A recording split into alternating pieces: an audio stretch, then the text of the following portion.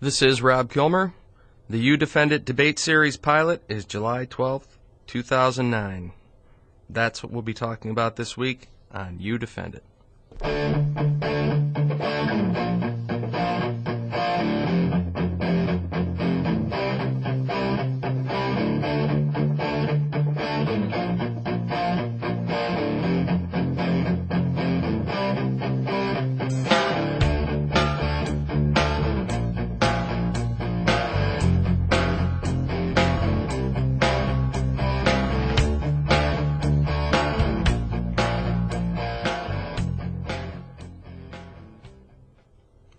Welcome to You Defend It with Rob Kilmer. The phone number to call into the show is 772-1290.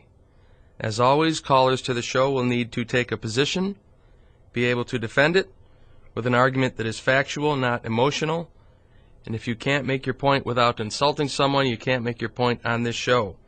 Callers and guests will be treated with complete respect. For my part, I will ask questions that matter and give people the opportunity to answer. My website is www.youdefendit.com. That's youdefendit.com. You can give me your comments on the show anytime. By Friday of each week, I will have the topic up for the coming show. You can also visit my blog through the site. You can read my posts and leave your own. The lineup for the Sunday talk shows will also be posted there on Saturdays, if they are posted online by then. Today they were not. You can always listen to my show live on streaming audio on www.wnbf.com, and my show is then uploaded to youdefendit.com later on Saturdays. Finally, there is a new section, Debate Suggestions. It is at the top of the home page. You can leave your thoughts on topics, debaters, and questions. Actually, I should say there's yet another section to the home page that I'll be talking about in a minute, also related to the debate. Okay, as I said at the top of the show, the debate is July 12th, 2009 at Waters Theater at SUNY Binghamton, Binghamton University, at 3 p.m. And I'll talk a little bit more about it later, but first I want to talk about why these debates are necessary. And for that, I want to talk about a recent Pew Research poll, and this is through April of 2009. I took this off of The Moderate Voice. Centrism has emerged as a dominant factor in public opinion as the Obama era begins. The political values and core attitudes that the Pew Research Center has monitored since 1987 show little overall ideological movement. Republicans and Democrats are even more divided than in the past. While the growing political middle is steadfastly mixed in its beliefs about government, the free market, and other values that underlie views on contemporary issues and policies. Nor are there indications of a continuation of the partisan realignment that began in the Bush years. Both political parties have lost adherents since the election, and an increasing number of Americans identify as independents. The proportion of independents now equals its highest level in 70 years. Owing to defections from the Republican Party, independents are more conservative on several key issues than in the past. While they like and approve of Barack Obama, as a group, independents are more skittish than they were 2 years ago about expanding the social safety net and are reluctant backers of greater government involvement in the private sector. Yet at the same time, they continue to more closely parallel the views of Democrats rather than Republicans on the most divisive core beliefs on social values, religion, and national security. That's the end of that article. The reason I read that is to demonstrate that the people who I am trying to make these debates distinct from, in other words, talk radio, cable, they represent the outer edges of Americans. The middle is growing. I'm going after the middle. And that's why my debates are set up the way they are. And again, I'll get to that later. That article quoted a Pew Research poll, and this is the actual parts of the actual article from Pew Research.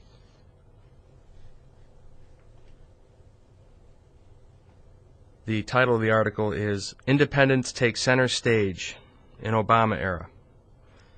While the Democrats gained a sizable advantage in partisan affiliation during George Bush's presidency, their numbers slipped between December 2008 and April 2009, from 39% to 23%.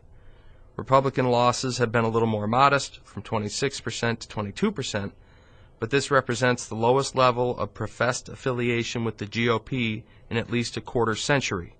Moreover, on nearly every dimension of the Republican Party, it is at its lowest ebb, from image, morale, and demographic vitality. By contrast, the percentage of self-described political independents has steadily climbed on a monthly basis from 30% last December to 39% in April. Taking an average of surveys conducted this year, 36% say they are independents, 35% are Democrats, 23% are Republicans. What does that mean? That means there are more of us than there are of them when it comes to people who are independently minded and want to get away from the shout fest that goes on, that constitutes political discussion in this country. The talk radio, the cable shows, the back and forth garbage. In the meantime, the critical issues that face this country do not get resolved, and in my mind, they are not even discussed. That's why, for a year and a half or so, I have been pushing the You Defend It debate series, and that is why on July 12th, they start.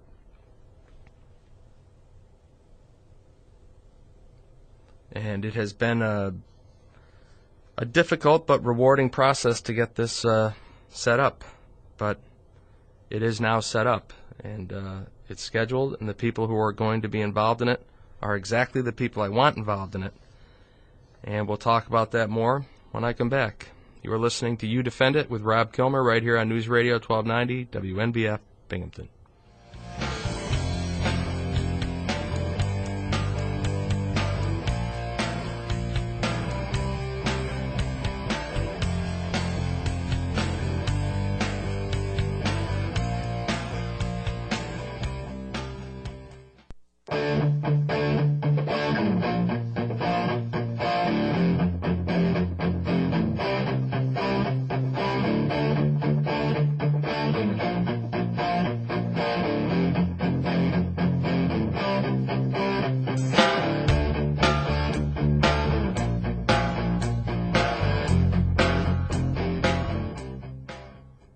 Welcome back to You Defend It with Rob Kilmer. The phone number to call into the show is 772-1290.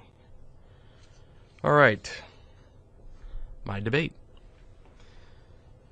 The You Defend It debate series pilot will be filmed at Waters Theater at Binghamton University on July 12th at 3 p.m. The debaters are Kurt Levy and Kermit Roosevelt III. Kurt Levy is Executive Director of the Committee for Justice, the premier organization devoted to putting constitutionalist judges on the Supreme Court and the lower federal courts. After graduating Harvard Law School with honors and clerking for U.S. Court of Appeals for the Sixth Circuit, Mr. Levy served as Director of Legal and Public Affairs at the Center for Individual Rights, a public interest law firm in Washington. There he worked on landmark Supreme Court cases, including the University of Michigan affirmative action cases. After the Center for Individual Rights, he moved to the U.S. Department of Education's Office for Civil Rights, where he headed the Title IX policy group until joining the Committee for Justice. He also serves on the Virginia State Advisory Committee of the U.S. Commission on Civil Rights, as well as on the Executive Committee of the Federalist Society's Civil Rights Practice Group.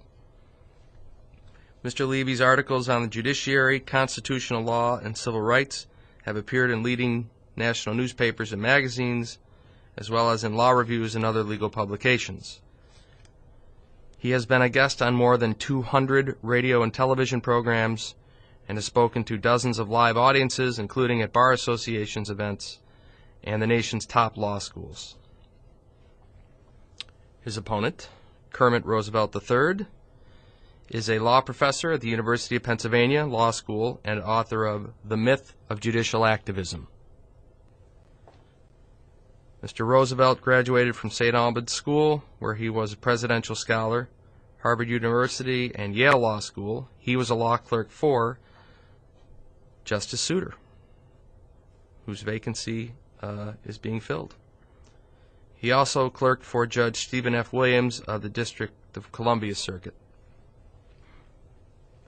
Professor Roosevelt has been quoted in or appeared on National Public Radio, CBS News, Philadelphia Daily News, National Law Journal, Legal Talk Network, Philadelphia Inquirer, New York Times, ABC News, USA Today, Christian Science Monitor, Washington Post, Los Angeles Times, Bloomberg, Slate, the BBC, Salon.com, the Indianapolis Star, Seattle Post, Intelligencer, Orange County Register, Federal Times, and the American Prospect. He also submitted what's called an amicus brief, which means he was not one of the litigants in a Supreme Court case, but was allowed to submit a brief for the court to consider, on behalf of a group of law professors that was discussed by both the majority and the dissent in the Supreme Court's decision in Woodford versus NGO, and the dissent cited his related law review article, Exhaustion under the Prison Litigation Reform Act, the consequence of procedural error. When I set out to find the people to participate in this debate, I needed basically two things. Number one, that they have an identifiable opinion.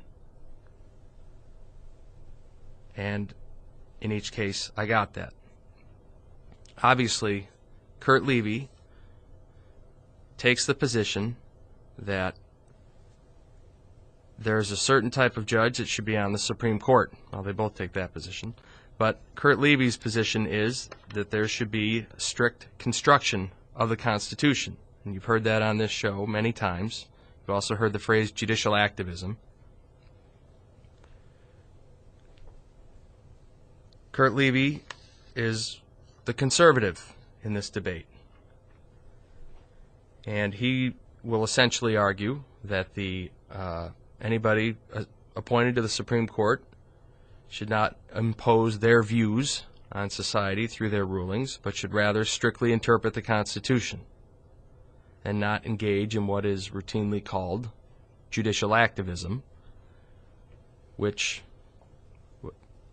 I don't want to say what it means, because one of the things we're going to do at the debate is have people define what it means. But it's a term that is used in general to denote people imposing their own views rather than simply interpreting the Constitution.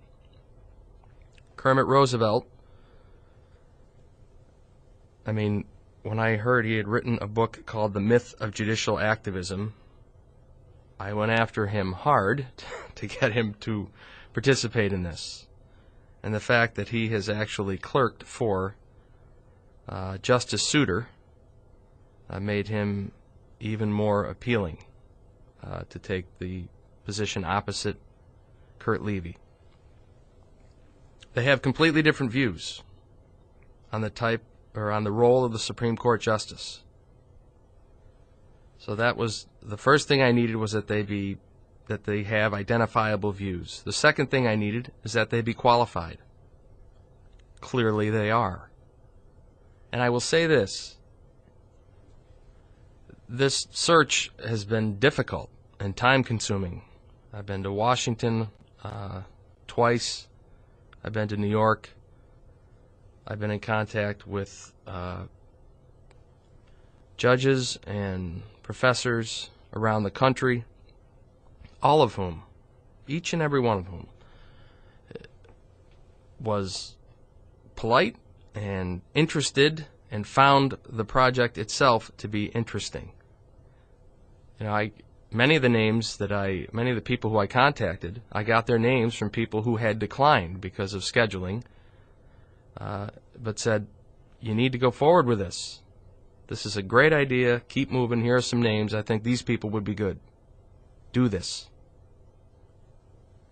And I think that's going to be the reaction not only of the audience on July 12th, but of the networks that I take this to. The purpose of this is to film an example of the You Defend It debate series.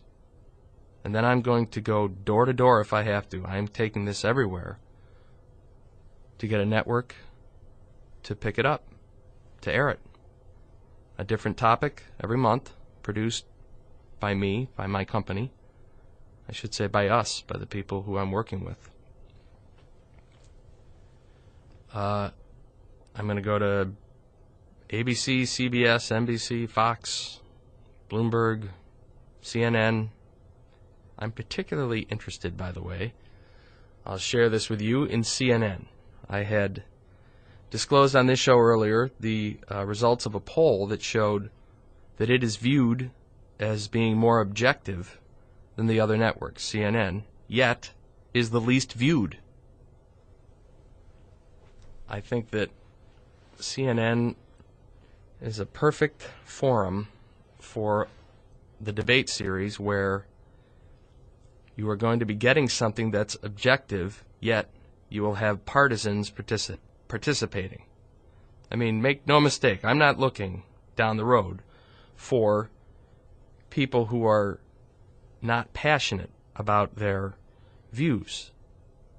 I'm just going to make them discuss them in a different way.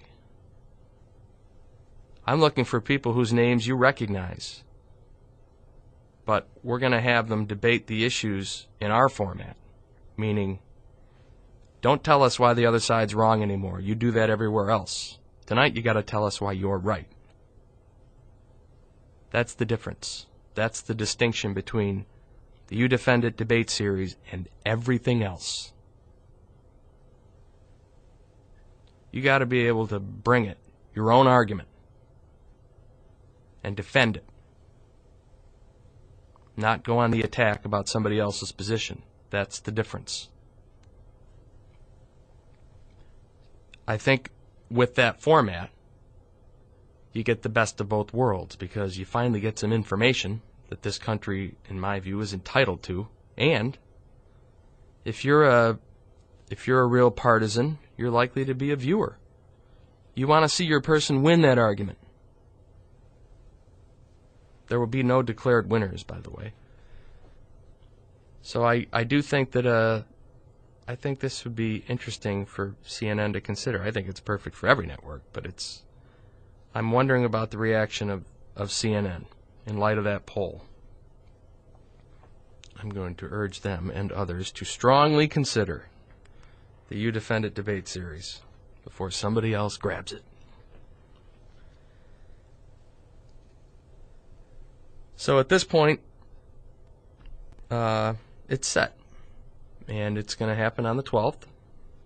We're going to take a little break here in a minute or so, take a break at 8:30, and when I come back, we'll talk a little bit more about the format of the debate, about the audience, about pre-registering, which will be a must for anyone who wants to attend, and that's basically because I need to tell Binghamton University ahead of time how many people are going to be there.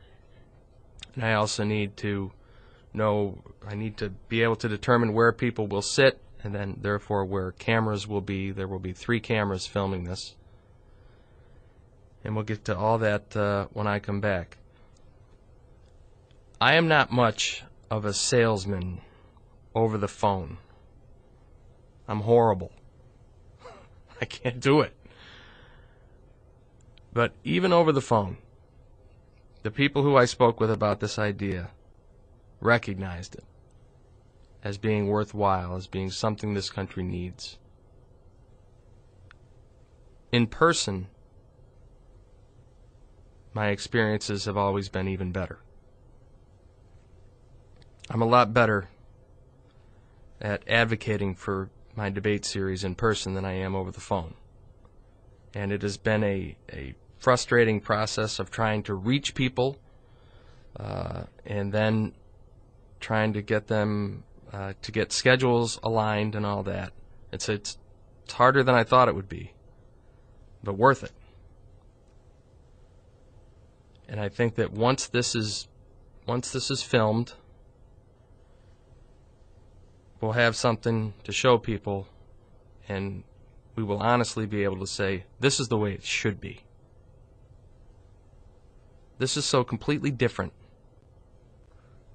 from the nonsense, from the noise, from the fiasco that goes on out there right now. This is what America wants. The reason I went over the registration numbers early on is because people are moving away. Americans want something better than what they have. They are moving away from the rank partisanship, from the nonsensical, useless partisanship. It's useless. Serves no purpose whatsoever when it comes to actually resolving issues. None. I also think people are sufficiently worried about the times that we are in, and they want answers. And they want to be able to make decisions. And they want to know what the facts are, and they want to know what alternatives are out there. They want to know about the alternatives themselves. They don't want to hear people complain about other people's alternatives. At some point in time, it's got to stop. At some point, people have to be willing and able to defend their position, not tell you why to be fearful of somebody else's. All right, we're going to take a break here at 8:30, and I'll be back after that. You're listening to You Defend It with Rob Kilmer on News Radio 1290 WMBF Binghamton.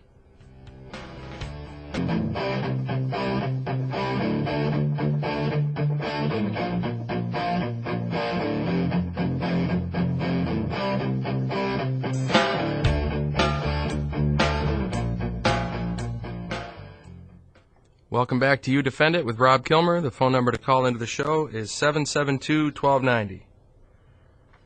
All right, about the debate. On July 12th, the doors will open at 2 p.m., and the doors will close at 2:40 p.m. The cost is $10, and that's because the cost of this pilot quickly soared into 5 figures on me. I was a little surprised, but it's certainly worth it. But it is critical that you pre-register, and I'll tell you how to do that in a second. You do it through my website. But I have to be able to report to Binghamton University in advance the number of people who will be attending. A lot of things will be affected by this. The number of people that the university provides, the location of cameras, things of that nature. I've got, you have to pre-register in order to attend. The way that you register is to go to my website, www.youdefendit.com, and at the top right of the home page you will find a place to do that. You'll have to leave some information, but I want to tell you up front. I'm not interested in keeping your email address to bombard you with the Rob Kilmer weekly newsletter or anything like that. I need it only to send you a confirmation. And that's it. But again, you absolutely must pre-register in order to get in on the 12th. And the reason that we're closing the doors at 2:40 is because this debate is going to start exactly at 3 o'clock. It'll be over by 4. And it has to be completely silent. No cameras, pagers, any of that stuff. But the audience will not be clapping in the beginning or for answers or at the end or anything. And based on the people I've talked with, the best way to do this is to have about a 40-minute window for people to come in and sit where they want, and then close the doors so that when this starts at 3 o'clock, everything is in place.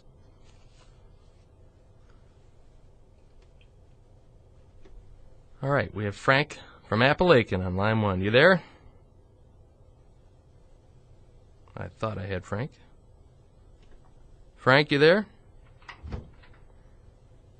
Let me try this again.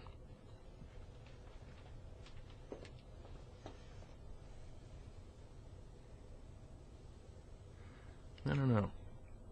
Hello? Frank, you there? Had him for a second. I don't know. We'll try him again. Frank, you there? Frank is not there. Actually, he's there. I'm just not. Well, Rob. There he is. I know you didn't want to talk to me this morning, but I mean, come on. Frank, a Saturday without you is like a Saturday without sunshine. I've made that point many times on this show. Well, thanks a lot. Hey, I want to talk a little bit about talk shows. Okay. I support your debates, and I want to see exactly what your format is like. I think it'll be interesting. But I also think you're a little too tough on talk shows, even though I agree that they mostly preach to the choir. And I'd like to give you a little historical perspective on why I think they're so popular. Okay. Decades ago, we had three networks broadcasting on TV. We had CBS with Walter Cronkite, ABC with Frank Reynolds, and NBC, I think it was with Huntley Brinkley, if I'm not mistaken. Now, when I was a kid, I was lucky enough to learn the rules of logic and to learn the various logical fallacies.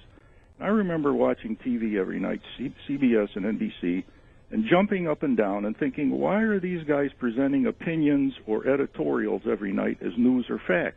I mean, it really made me mad.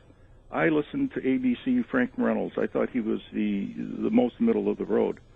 And I remember a big group of the middle of the roaders were called the silent majority.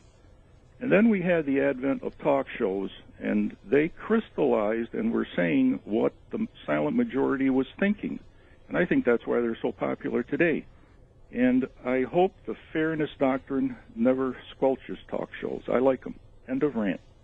Well, I like talk shows too, and I watch them, but I don't believe that the format for a talk show, I think it's designed to generate ratings, and you do that with conflict, Sure. And you do that with fear, and you do that with anger and incitement. But I don't think that what I am advocating, my debate series, I don't think there's anything like it anywhere. And I also think that there is a reason.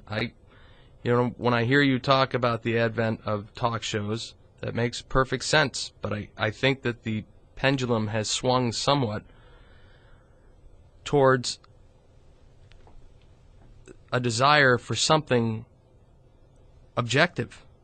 Well, it'll be interesting to see what this legal format is like. I'm going to tell you about it in a second, actually. Oh, I'm going to good. tell you exactly what the format is. But, and I also think that the public's desire for something less incendiary is reflected in the movement towards more people registering as independents. Who would have thought 10, 15 years ago that there would be more people registered as independents than in either other party? Right. We don't have how many independents are in office? That's the amazing thing.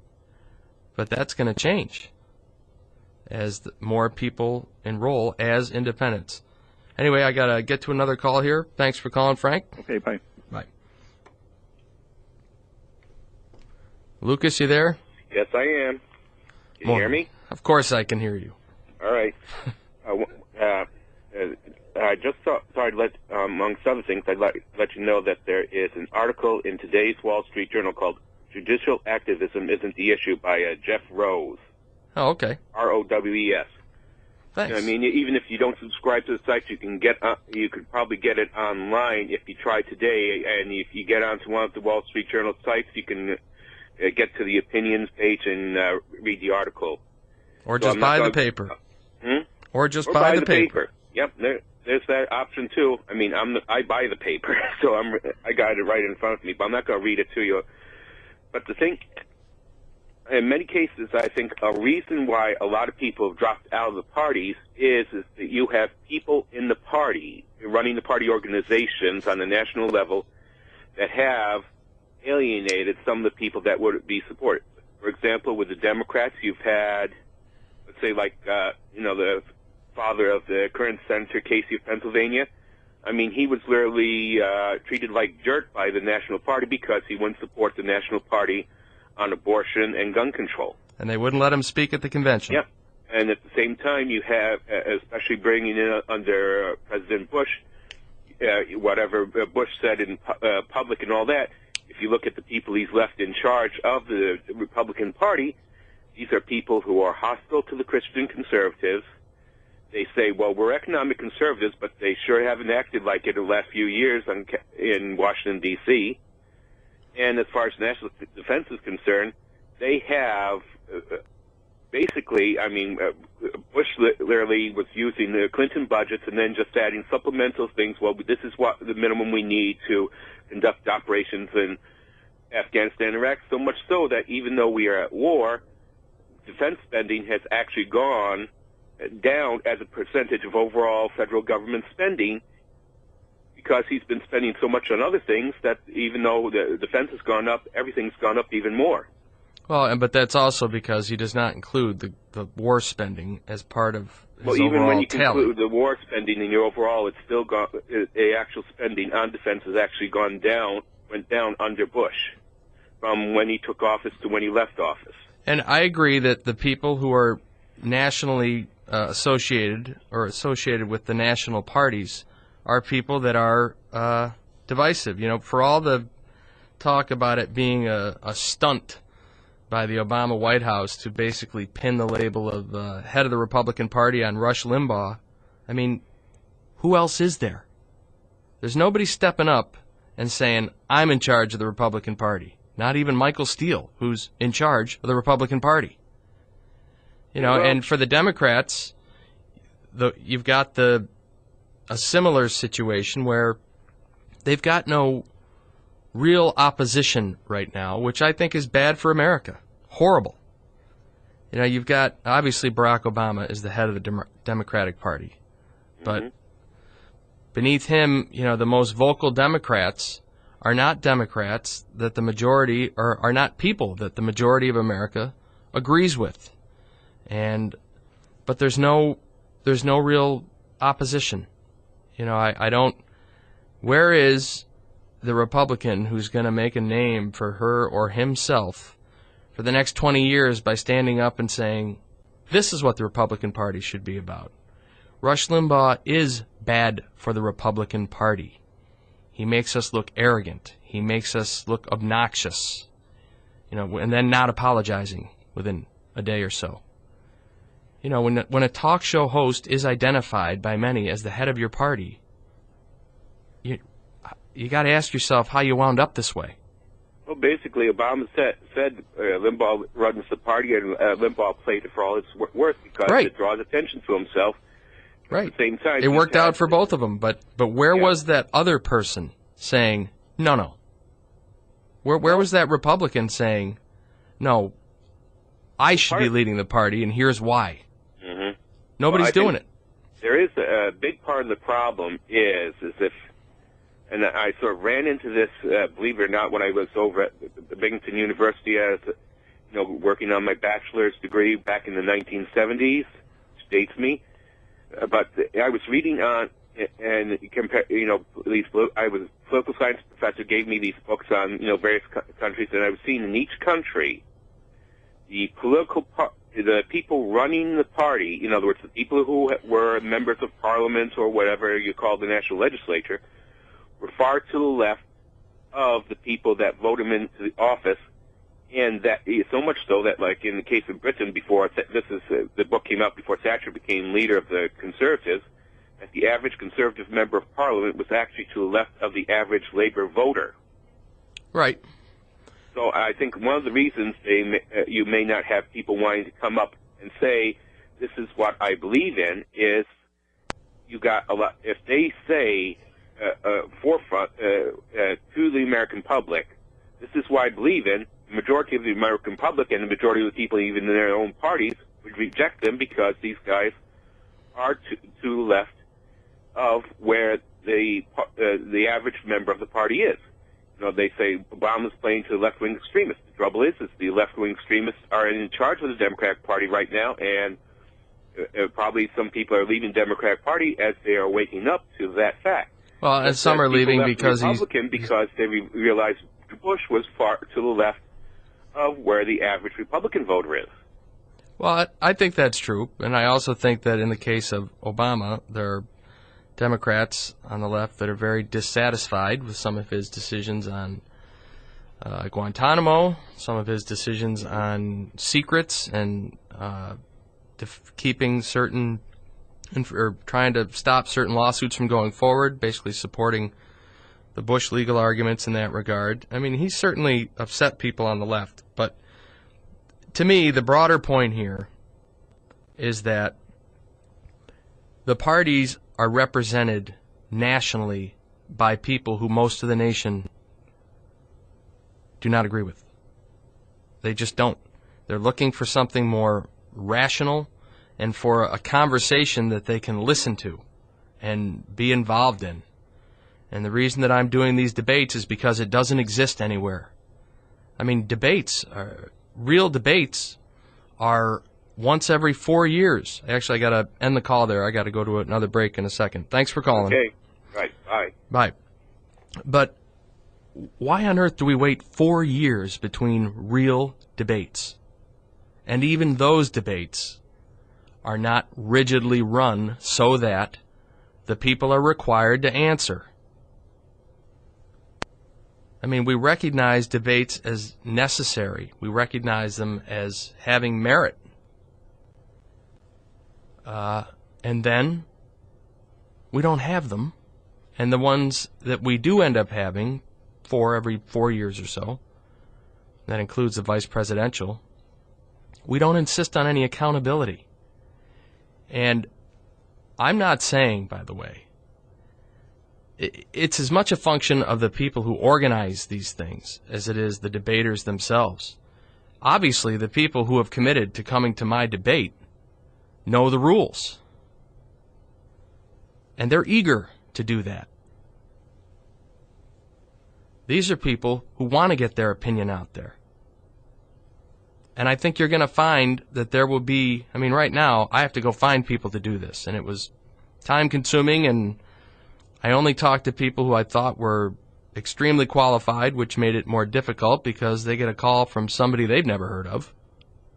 And then they end up being willing to travel, to bring them to New York to do this. I think you're going to find that once this becomes something that is presented to the networks, and once it becomes something that can be televised nationally, you will have people come out of the woodwork saying, I want to be a part of that. I want to debate that. I am able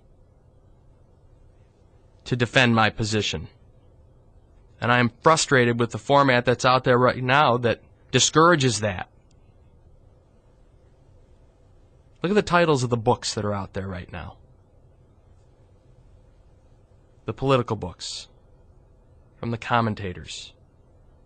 You know, as inflammatory as they can be towards the other side. Both sides. We're creating a space for rational America again. We are creating a format. We are creating a show that Americans can recognize as American again.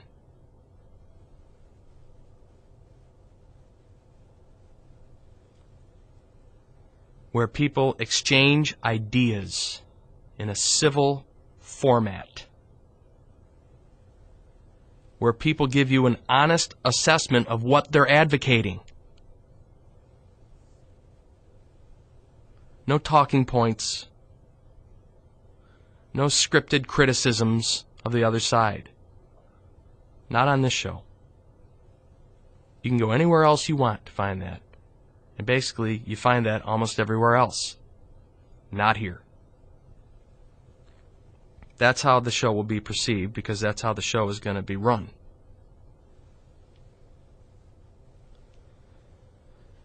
When we get back, I'll talk a little bit about the format through the end of the show. You're listening to You Defend It with Rob Kilmer right here on News Radio 1290 WNBF Binghamton.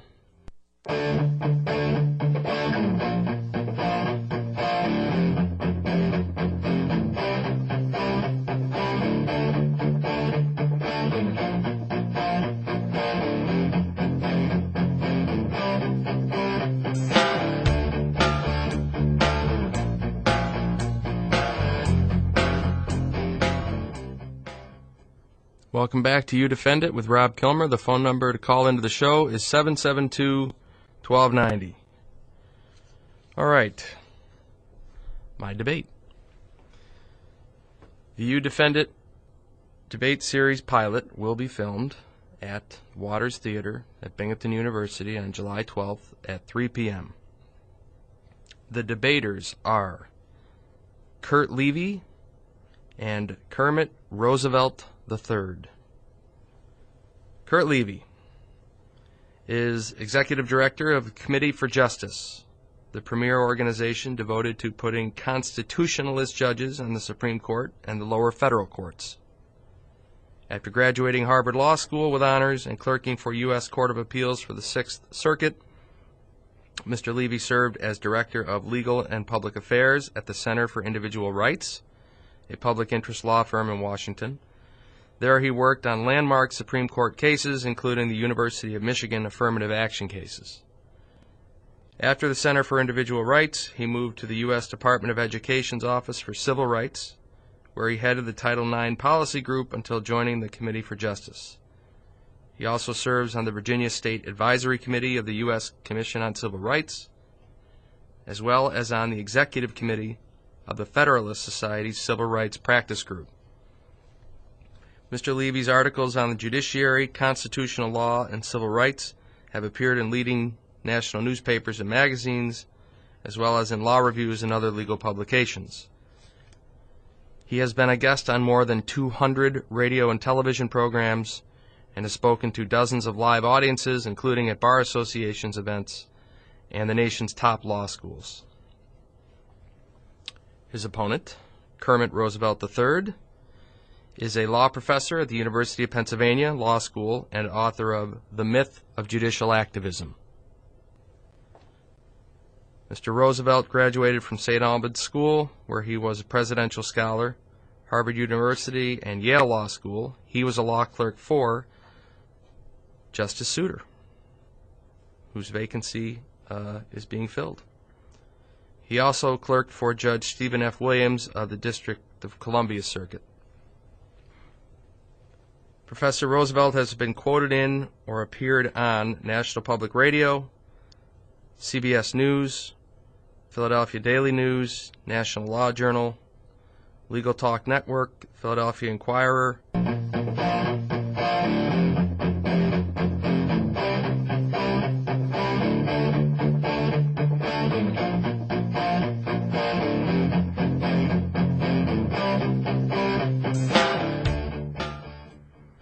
Okay, welcome back to You Defend It with Rob Kilmer. I want to go over the debate format right now.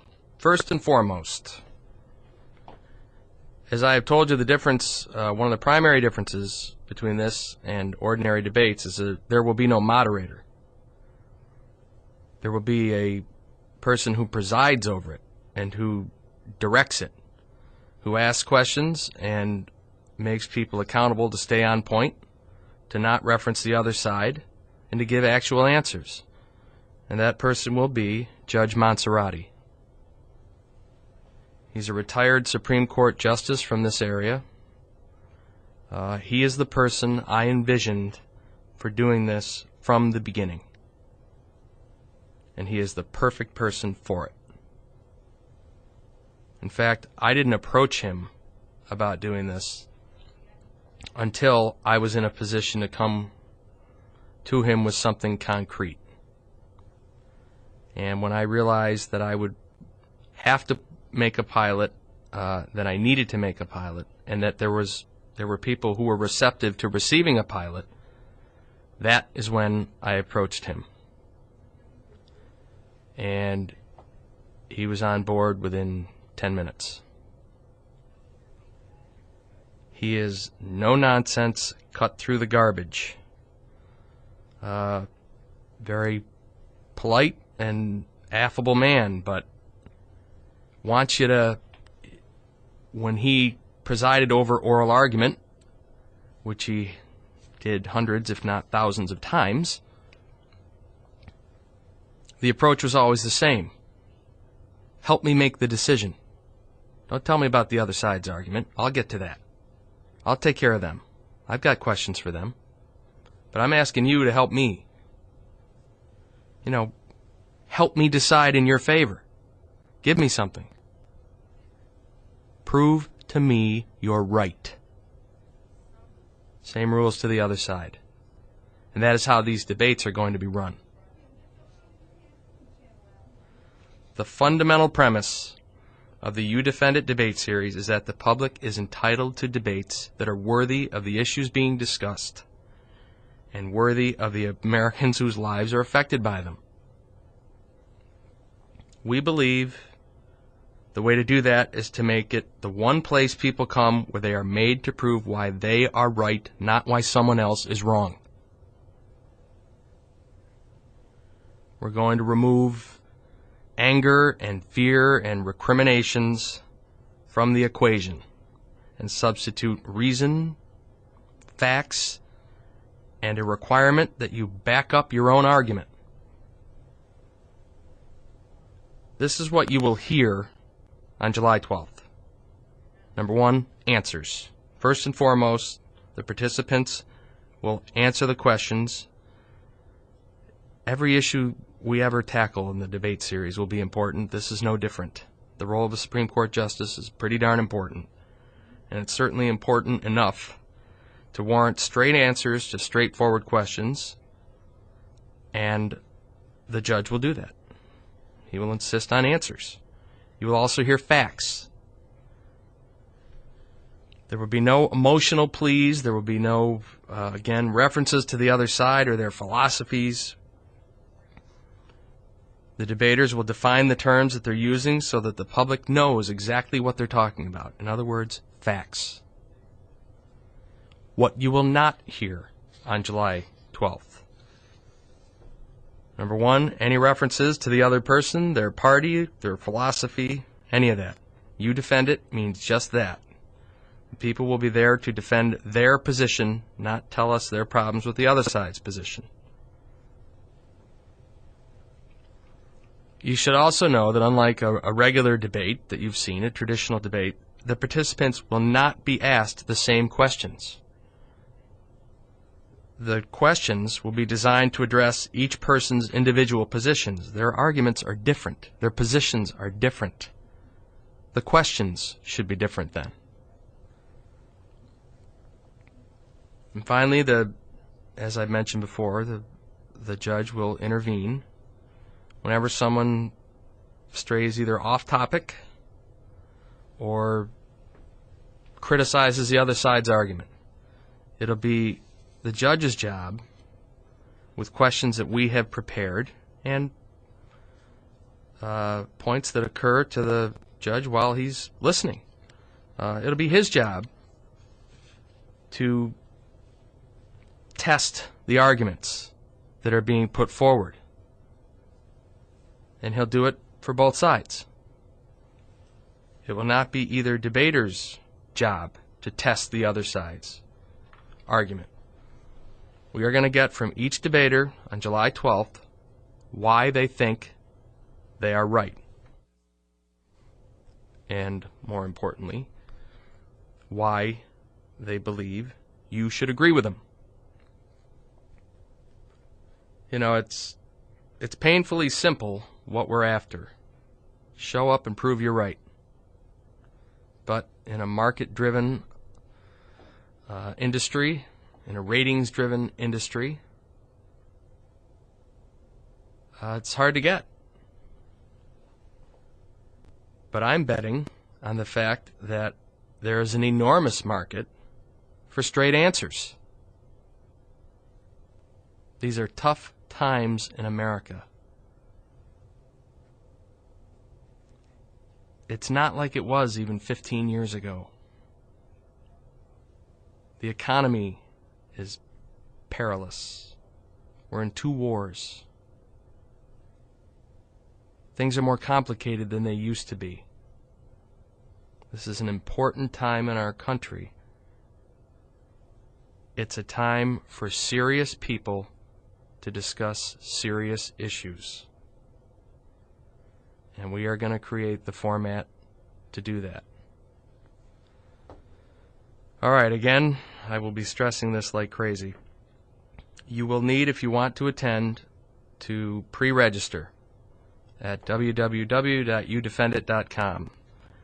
Tickets will be $10. You can pay through the website, by the way, through PayPal, or pay at the door. But your name's got to be on the list so that I can inform SUNY who's going to be there, how many people are going to be there, or Binghamton University. Well, that's it. Thanks for listening to You Defend It. We'll be back next week, probably talking about the debates a little more and whatever else has happened between now and then. We'll see you then.